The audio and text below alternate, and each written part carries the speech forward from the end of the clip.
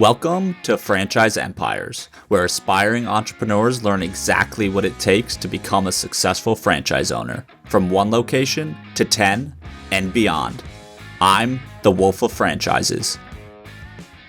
Hey everyone, it's the Wolf. Today on the show, we have the CEO and co-founder of an innovative new dog daycare franchise called Dogdrop. Shaina Denny worked in China at multiple startups before moving back to the US. Took her knowledge from what she learned over there and is now applying it to the pet industry and is also franchising it. So if you're interested in the pet space, if you're interested in startups, this is a very great conversation and I think you're going to enjoy it. The Wolf of Franchises is the CEO of Wolfpack Franchising, as well as a creator at Workweek Media. All opinions expressed by the Wolf and podcast guests are solely their own opinions and do not reflect the opinion of Wolfpack Franchising or Workweek. This podcast is for informational purposes only and should not be relied upon as a basis for investment decisions. The Wolf, Workweek, and Wolfpack Franchising may maintain positions in the franchises discussed on this podcast. All right, so we'll obviously get into Dogdrop, but I guess just good place to start. What were kind of some of the things that you were up to and doing professionally before you got into the franchise world? Before starting Dogdrop, I actually was living and working in China for about 4 years. So I I went to business school over there in Shanghai, and I just totally fell in love with the startup scene, the business world, and the Chinese culture there. So I ended up staying, and I got a job working on market entry for a big consumer electronic company, actually the largest consumer electronic company in the world, called Xiaomi. So I was working specifically with one of their umbrella companies that was focused on imaging technology. So very different than the franchise world, very different than the pet space. Stayed in Shanghai for a couple of years, absolutely loved it. Then I ended up moving to Beijing and worked with the Beijing-based EV and electric vehicle startup up there for a while. Holy crap. Okay. Didn't expect that. Wow. I saw your face. I wish your face was recorded. Yeah. I mean, just from are there any things that you're living in LA now? I mean, from a way that they approach business and work and building companies, is there anything that you learned there specifically that you think that just you haven't seen in America? Yeah, there are a few things. I think one, especially working on hardware over there, it's very cool to have an idea and be able to turn that concept into a prototype within a 72-hour span, right? Where if you're US based, that span can be maybe 16 weeks typically, or now with other 3D printers and stuff, you can expedite that process. But just because manufacturing and the speed of things, everything's right there. So if I was, going to the CEO of my company and I'm like, oh, hey, we kind of have this idea or concept, or what about this color? They're like, let's do it, and sort of let's do it now. It wasn't like, okay, let's talk about this at next week's meeting. And I think that mentality, it's very different than the US. So that was something that's interesting. And I think when I'm back in the US, it's really to balance that, because there's pros and cons with, hey, here's an idea, let's do it now. Versus hey, what are the repercussions? What's the trickle effect? What else is this going to affect, and who? What other stakeholders? So for me, it's taking that kind of mentality, but also measuring it in a workplace that we can actually implement here. So you think basically because they have the manufacturing right there, that kind of, do you think that it lends itself to a heavy bias towards action when you do come up with an idea there? I think that was for that company, right? Manufacturing, but that would go across with anything digital or, firmware or software as well, right? Yeah. It's kind of that mentality, let's do it and let's build this now. And I think especially in now, and I've worked at all startups before, right? So it's also startup culture and then expedited with Chinese culture and kind of all together, right? And I think to take that mentality into the franchise world, which has typically been much slower, there's a lot of other moving pieces. And I think definitely having to find that balance, because especially building in the physical world, right, with retail concepts and franchising, is really to be able to balance. Yeah, definitely. And I mean, before we get to your move back stateside and Dogdrop, culturally at these startups in China. Like I think the stereotypical American, especially like a tech startup, right? It's like, you got the ping pong tables in the office, you got White Claws in the fridge, you're doing happy hour. Like, what is the vibe like at a company? Like, um, yeah, that's a hard no. I always laugh because when at this time, right, I'm working in Shanghai, and I'm working with Xiaomi, so like one of the largest, Chinese startups. My friends, whether they're at any like FANG company here, and they're like, oh, these are all the kind of work perks that we have. And I was thinking a lot about that in terms of motivation, right, for employees. Like, how is providing all these benefits like really motivating them in the workplace?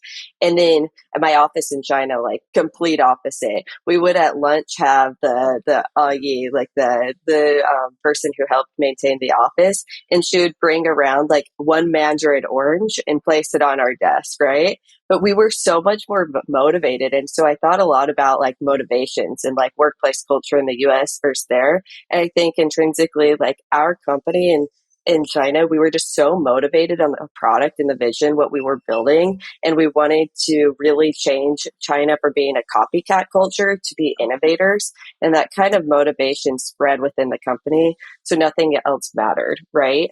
And so it's something that I always think about here, like what are the things that really motivate folks? And I think it comes down to what you're building in that vision.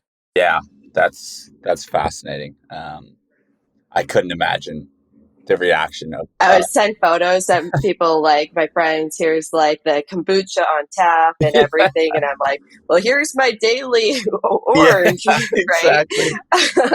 Like Holy photos of crap! me. So definitely funny to exchange experiences during those times. No, that's super cool. And so what was the impetus to come back stateside, and did you move straight to Los Angeles? Yeah, so I'm originally from this general vicinity. I moved back. I was working up in Beijing for a Chinese-based EV company at that time, and we were considering moving some operations out to North America. LA is great. Obviously, we have the port nearby, so there's a lot of benefits Yeah. that worked in my favor geographically, and so that's what got me back out here. Okay, cool. And so you're still working for the Chinese company when you moved here then? Uh, yeah, Okay. and I Eh, worked with them for about a year or so after I moved back, a year and a half longer. Okay. And did you go straight from there into building Dogdrop, or was there any in between venture? Yeah. Nope. So right the day I moved back, I actually got a dog, as one does, a couple of years, almost 4 years away, and was like, hey, what am I going to do on day one? And so it's a little bit of a longer, crazier story about that, but I'll keep it simple. So I got a Okay. dog on day one, and for the most part, right, my team, we didn't have an office out in the US. So I was ahead of the COVID trend of working from home, and just working from home most of the time. I was going into a co-working space a couple times per week just to see other humans and change up the scenery. So I was more than capable to take care of my dog. And that's where it sort of hit me. But I was like, but now what, right? Is she getting the recreation and activity that she needed? And so I was really just looking at solutions for myself as a dog parent. Asked, folks like, hey, what are people using? This was kind of all during the the rise of WAG and Rover. And I was like, that's not necessarily quite what I'm looking for. If anything, I kind of want to get out for a walk as well. Stumbling upon dog daycare services, didn't really know much about it. Yeah. And yeah, ultimately, that's where it all shifted. Okay. Amazing. So I guess, yeah. When did you really like? I'll take it as owning a dog. You started to, like most people who are entrepreneurial, start thinking about maybe how the processes and products can be improved. So, yeah, when did you just have the conviction where you're like, all right, I'm gonna leave my job and try to start my own company to make dog daycare better? And in what Yeah, time so frame they is it were, too, if you can kind of set the stage there? Like, is it yeah. So 2018 it or? kind of like back up. This is 2018, when I started, when I got I'm like trying to back up. So around 2018 is sort of when started thinking about it. Okay. I was going to a dog daycare nearby. Pain point one, I had to drive there. every time. Pain point two, it was next to nothing in my ecosystem, right? Yeah. And every time I'm sort of selfishly eye roll doing this errand, right? Pain point three, it was just like human pain point after human pain point. And I was like, this is so annoying. But what was crazy every time is it was full. This place was busy. And I'm like, this is like a very subpar experience. And I'm thinking I'm based in LA, right? We're all like up on our services and quality and everything. And on the dog side, was it safe enough? Maybe. Was it clean enough? Not sure. We couldn't see the back. I asked a question. They didn't have a front desk person most of the time, right? Like there wasn't a lot of transparency. And so that's when I kind of was like, imagine if you just made it like a little bit better. But before even thinking that, I just started finding it like, what are other alternatives for myself and my dog to go to, and looking at that. And I was like, this is actually quite interesting. Well, so obviously going from, saying, hey, this could be improved upon to actually starting a company, like it's a lot easier to do the first part. Just be like, oh, like I have an idea. So how did you, Yeah. because I know you raised money, how did that process go? And was the goal from day one to franchise, or, was that something that kind of came into your head later on? Yeah, so I think for us, our goal was to be everywhere, right? One of our core values is convenience. And so we knew going in that we wanted Dogdrop everywhere, right? And it's whatever path made most sense for us. And that's how we came to franchising.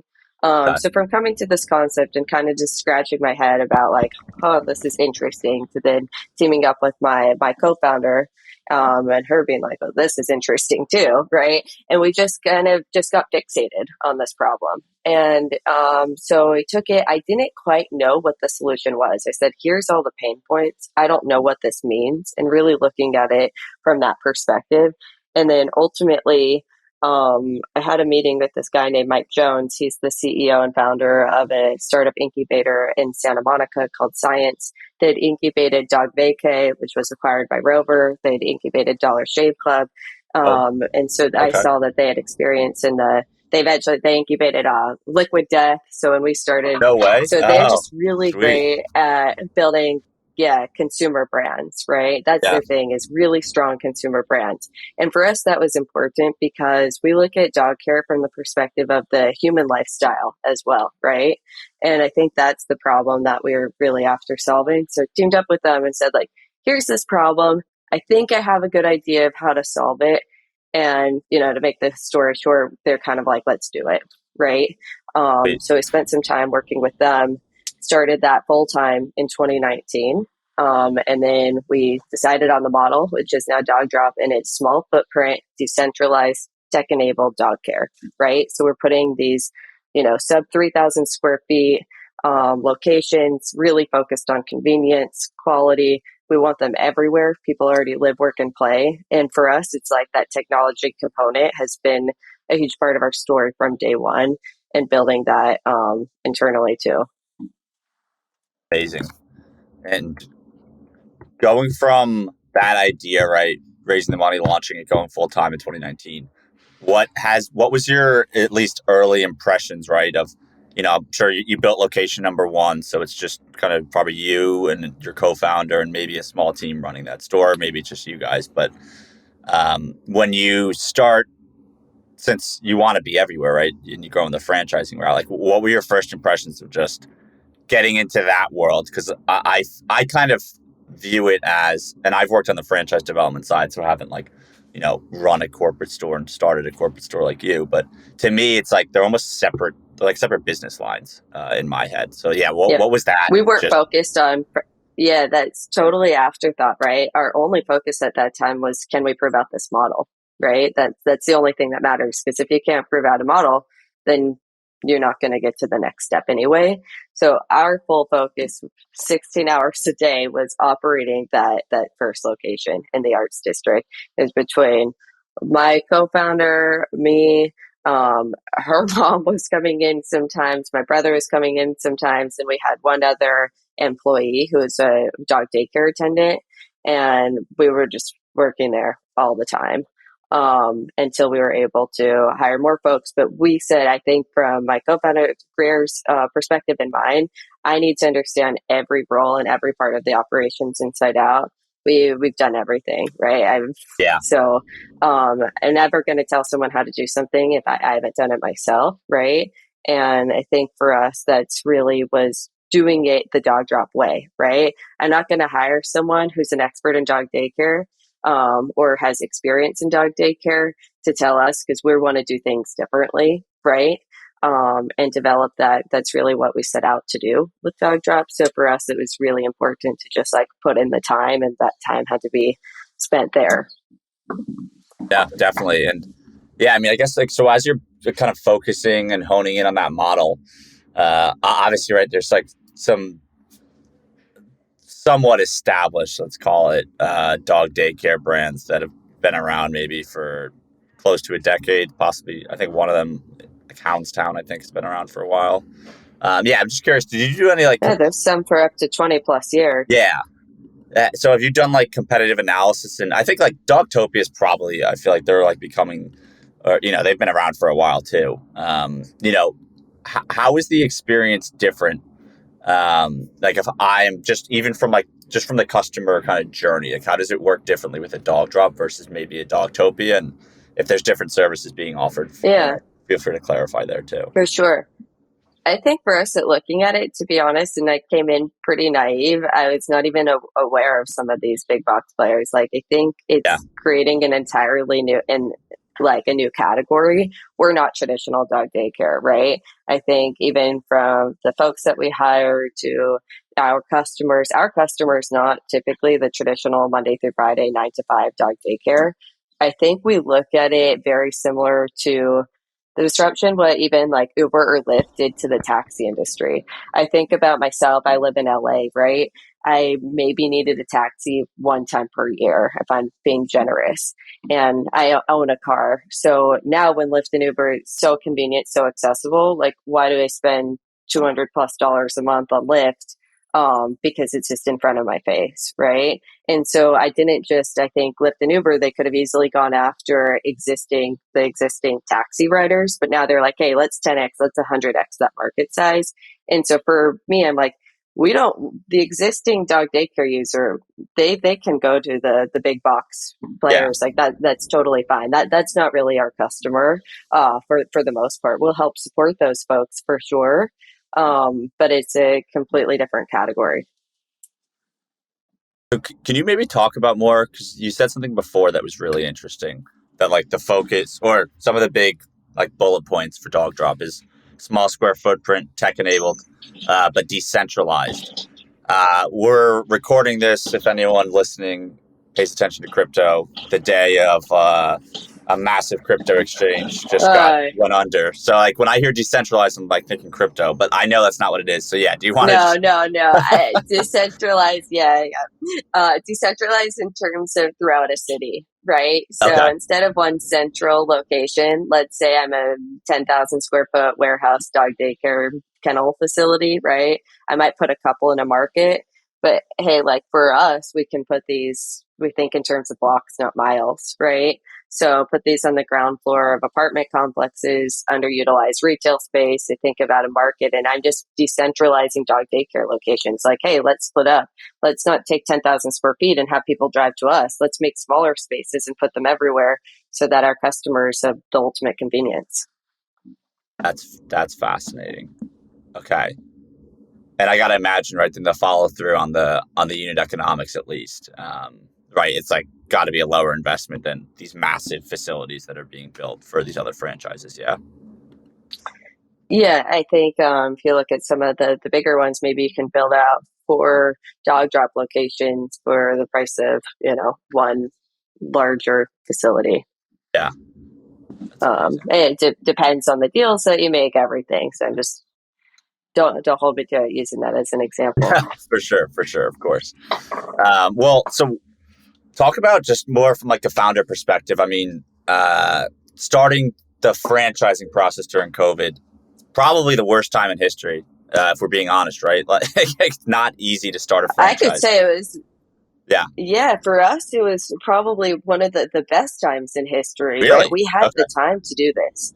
So a few things, right? So we launched in January of 2020, our pilot location. It's like Yeah. January, February. We're about to sign another two or three corporate, like units 2 and 3 for a corporate store. And it's like right around the first week of March. And I was kind of like, let's see, like, hold on, like procrastinating, like checking in, like what's going on here if Yeah. something's feeling shaky, right? And then of course, like March 10th comes by and we're like, okay, this is not going to be good, whatever's going on, right? And then I don't remember the exact date, maybe it was March 15th when LA went into maybe Yeah. the The world 11th or shut so when down. we went into the shutdowns. Yeah. And for a moment, we're like, oh crap, right?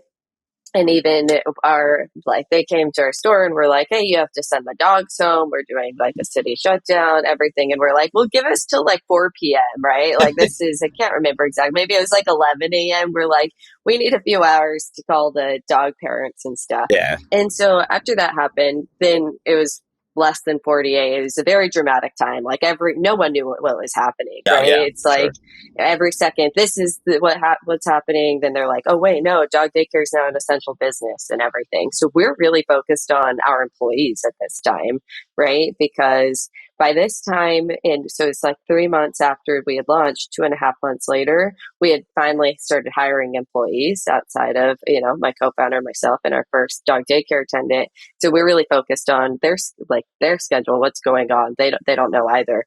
But we were fortunately able to really prove this concept that and I know we haven't even told your listeners what Dogdrop does, but we're really focused on just super high quality and quick stop dog daycare, right? That most people don't need 9 to 5 dog daycare.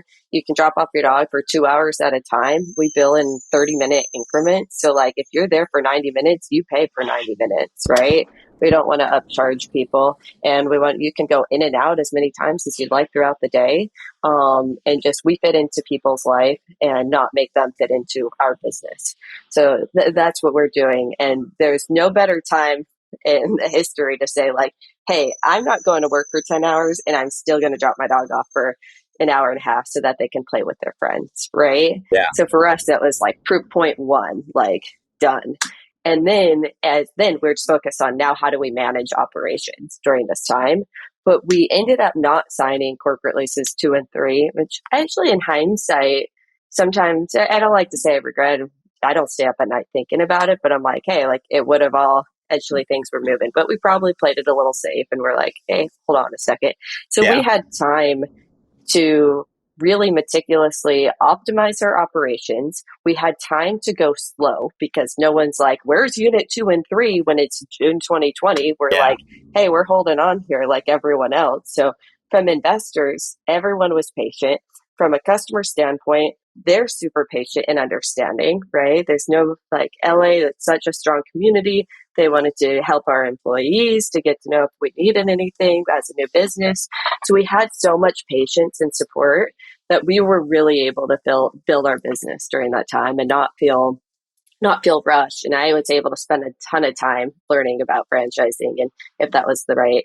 Well, I should say I wasn't doing that until 2021. So we got through 2020 and only in 2021 did we start seriously looking at franchising. Okay. Yeah. No, it's funny. I guess. Yeah. I perhaps maybe. Yeah. The timing. I guess. Maybe if you were like a year further down the line, it would have been like it would have just thrown everything to a screeching halt. Whereas I see what you're saying. It sounds like it Yeah, almost gave you because we were on plenty of time. building mode. Yeah, yeah. So it's like, all right, well, now we have more than enough time to really think about things, and there's Yeah, no pressure from investors. No, yeah, just there's literally nothing you could do but wait it out. So, yeah. We um, just, yeah, luckily had the time to build instead of focused on growing. So we're like, let's build a really good business. And let's focus on the operations and let's build a repeatable model, right? yep. And that's what we did. And so you said before, so it sounds like, if you want to maybe just expand on, like just why Dogdrop's different, right, than your normal daycare, because like that billing in 30-minute increments, it sounds like a pretty cool model where it's more like just pay as you go if you're, I'm imagining my friends who live in New York, right? I mean, some of them would probably like stop in to get a coffee and then, somewhere in the city and they'd be like, oh, I actually want to go hang out with my friend uptown. They don't want to bring their dog, so they could like just leave their dog basically at a dog drop for however long that they need. It doesn't have to be a set 5 Yep. hours or 6 hours, whatever the normal time frame is.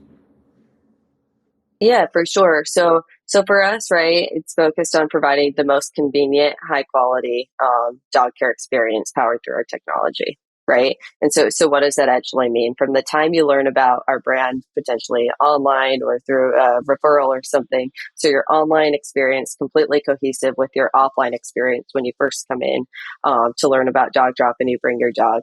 And that's called our good fit test, right? So we make sure that all dogs that one, most importantly, we're a good fit for your dog, right? That's our priority there. And then of course that your dog is safe with our droperators, our dog daycare attendants, with the space, right? That the space is a good space for them and also the other dogs. And so us, we treat that experience as like a very high touch experience where and this is part of our business model, right? That we have someone there to take people in. We want to get to learn about yourself as a parent. What are your needs? How do you want to utilize Dogdrop so it's best and most convenient for you? And then also really to learn about your dog, right? What are your goals with your dog too? A lot of people are, first time dog parents as well. A lot of younger folks, it's the first time that they're owning a dog as their sole parent, right? Yeah. So we put a lot of time into that. And we essentially, once a dog passes or, maybe doesn't pass, would highly recommend them to another place too. We just get you started at Dogdrop. And so for everything, it's like curbside and all of these add-ons, it's not built in. Anyone can say, hey, cool, I'm a big box dog daycare. I can bill for 30 minutes too, right? It should take not too long to do that. The thing is that's part of our business model and the operations, right? So from the people, the curbside service to having someone there ready for drop-offs and pickups continuously throughout the day, that all comes from a very operational standpoint, not just a payment processing standpoint too. And then for us, it's, longer hours. Our LA location, we're open from 7 a.m. to 9 p.m. I remember as a pet parent, the daycare I used to go to closed at around 6 p.m. And I was like, when was I back by 6 p.m.? Barely, right? Yeah. So things about just coming in and out. And then really is the quality of our staff, right? I think for us, it's consistent engagement with the dogs. Some are only there. Some dogs do stay all day, but some dogs that are there for shorter stays, we want to make sure we're playing with them, engaging with them, and also providing upward growth for our droperators and our employees on the care team. And so there's a lot that comes into place there. And then for us, it's really that software component that ties it together, right? And I think you can externally after the fact add on an app or something, but you're not building your operations to match that digital experience as well. So for us, it's just we want to be vertically integrated. So when we're seeing something in our store, for instance, hey, we get real-time data to know, hey, between Tuesdays from 4 to 6 p.m., we're maybe only at 70% capacity. What do we want to do here? Probably on an operational standpoint, I want to say, hey, let's lower staffing, right? But then actually I want to say, let's increase utilization and drive traffic. So maybe I'm going to push something to my customers and say, hey, we're going to do Agility Tuesday at 4 p.m., like T-minus 2 hours, come in now, right? Nice. Yeah. So a lot of that's from learning at our own dog daycare and being able to say like, hey, let's add this in and like, add this in today. And that's Yeah. our kind of mentality, is to see changes, whether it's for our own operational efficiencies, whether it's for customers, and be able to actually do something about it. Very cool. Yeah. That sounds like some of that mentality that you brought over from China, honestly, just saying like, here's the idea, let's do it right now. So that's pretty cool. And yeah, I definitely hear what you're saying too on, because I see that across a lot of franchises where maybe like you're coming at it from a different angle, right, with dog daycare and having 30-minute billing, where there's other examples across franchises where someone tweaks the model and it's really easy from the outside to say, well, oh, hey, like every existing company could just start doing that. But when you build a company from the ground up, like with that model in mind. Like, right, you're talking about you have smaller square footage. You're hiring the staff to be doing these things. So yeah, I'm thinking of like a big, massive 10 to 20,000 square foot daycare facility, right? I mean, you know the industry better than me, but like to me, it's like, yeah, they probably can't do 30-minute, like technologically they can, but operationally, I mean, they have a lot of fixed costs to pay for that you don't. And they need, if someone's going to come in, they got to stay there for 6 hours. They got to charge a certain amount of money probably to Yeah. cover those costs. Right. Yeah. We have the exact opposite mentality though in business model, right? We say we lose dogs on all, or we lose money in air quotes for Yeah. people not watching this video. You make money off of shorter stays. Longer stays, that's the opposite. We're like, no. We like short stays because, so it's very different, right? So if we say that, let's say you have a parking garage, right? You can have one car take that parking spot and it's going to be capped at $50 per day. But let's say I had 5 cars go in that same spot at $15 an hour, right? You're going to make money off all those hourly people. And that's our business. So where everything, all assumptions that you have of dog daycare or big box, like kennel boarding facilities, it's probably opposite in our business model. We'll still take dogs all day. It's good to fill it out Sure. for utilization and capacity purposes, but we're really focused on this notion of in and out. Yeah, no, that's fascinating. I love the barking analogy too. Well, I guess just wrapping up here. I mean, so you've been franchising roughly around a year. Um, Yeah, almost. So we started selling early in 22, so okay. this year. Oh, okay. Yeah. Okay. So we're coming up on a year. Yeah. I mean, how's it been going? And maybe like, what's the do you have units in development thus far in different markets outside of LA? Sure. Yeah, we're super excited to announce we're going to be launching in Denver and also the Fort Lauderdale market next year. So we partnered with 2 different franchise partners there. We partnered with someone in Denver who is a previous Stretch Lab franchisee. So she was early in the Stretch Lab system as well, super early. She built her units in Denver, sold them, and then now is invested into Dogdrop. So we're really excited to have her as an experienced operator as well, who has seen success with multi-unit franchising. And most recently, we signed the Fort Lauderdale / Miami market for another 5 units there. And we're super excited about that team too. Just for us, it's working with really high caliber people when it comes to really like the dog philosophy operations as well and the experience that they have. Ultimately, we're focused on providing just the killer experience that you haven't seen in this space before, right? I think we see so many great examples of a really high touch retail or service experience in human services.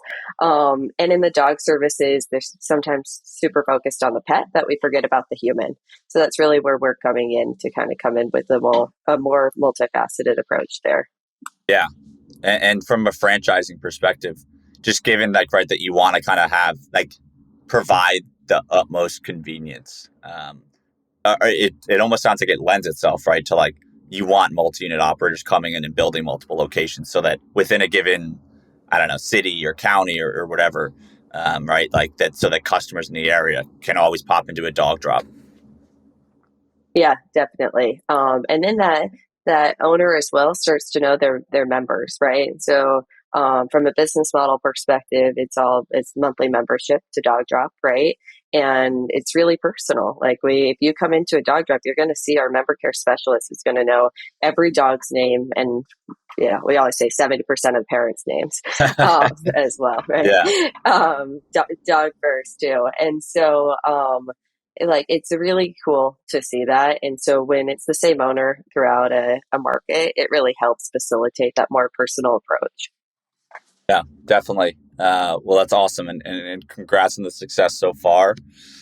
Sounds like, you guys are up to some really cool stuff. So, yeah, thanks a lot for coming on, Shaina. And, if there's anyone listening to this, I know we definitely have a lot of people interested in the pet space. So, is there a good spot online where people can follow along you, Dogdrop, both?